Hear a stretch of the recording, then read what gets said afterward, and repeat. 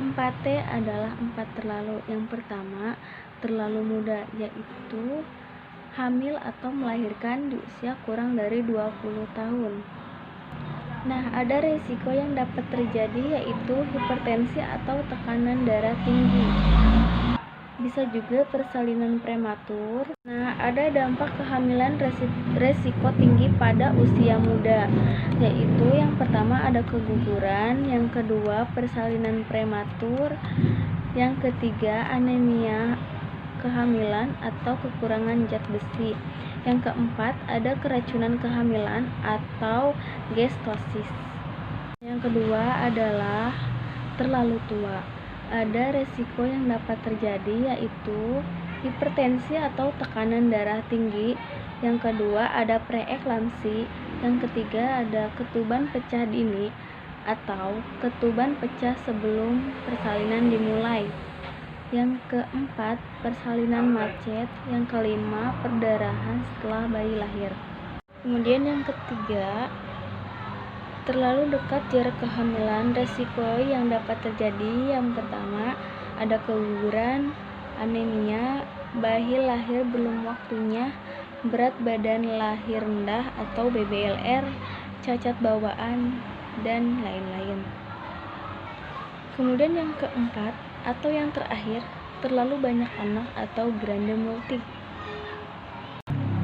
Resiko yang dapat terjadi yaitu ada kelainan letak atau persalinan letak lintang, ada robekan rahim pada kelainan letak lintang, persalinan lama, perdarahan pasca melahirkan atau pasca persalinan. Alasan yang perlu diketahui adalah dapat mengakibatkan terjadinya gangguan dalam kehamilan, dapat menghambat proses persalinan seperti kelainan letak.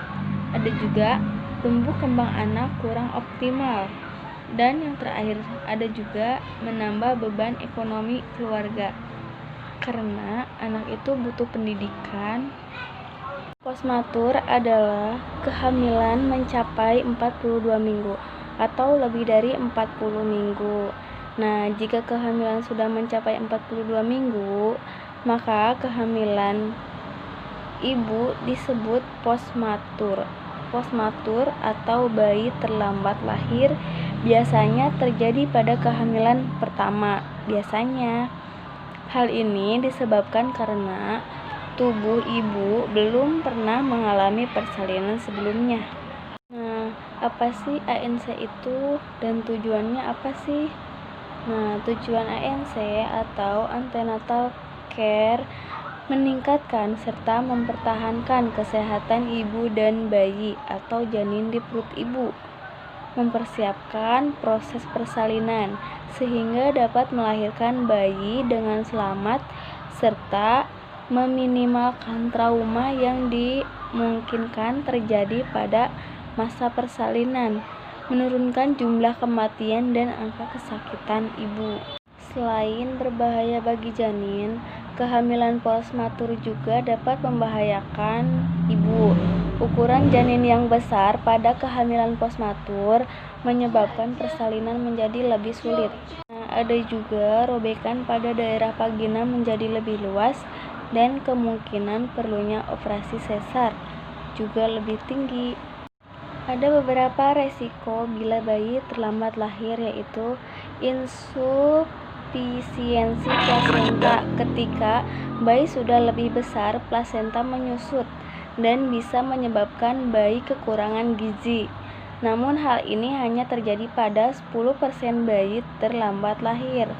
Yang kedua, lahir terlalu besar. Kondisi ini lebih umum terdapat pada kehamilan postmatur atau terlambat lahir, mengakibatkan proses melahirkan menjadi lebih sulit. Ada juga cairan ketuban berkurang drastis sehingga melahirkan normal lebih tidak dianjurkan atau lebih tidak memungkinkan karena beresiko akan terjadinya berbagai macam komplikasi. Bayi yang terlambat lahir kemungkinan besar akan menelan mekonium yang dikeluarkan di dalam rahim yang mengakibatkan masa pernapasan temporer ketika bayi lahir. Nah, jangan lupa ketika kita keluar rumah 3M, yaitu memakai masker,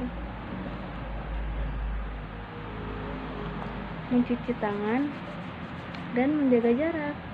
Terima kasih. Wassalamualaikum warahmatullahi wabarakatuh.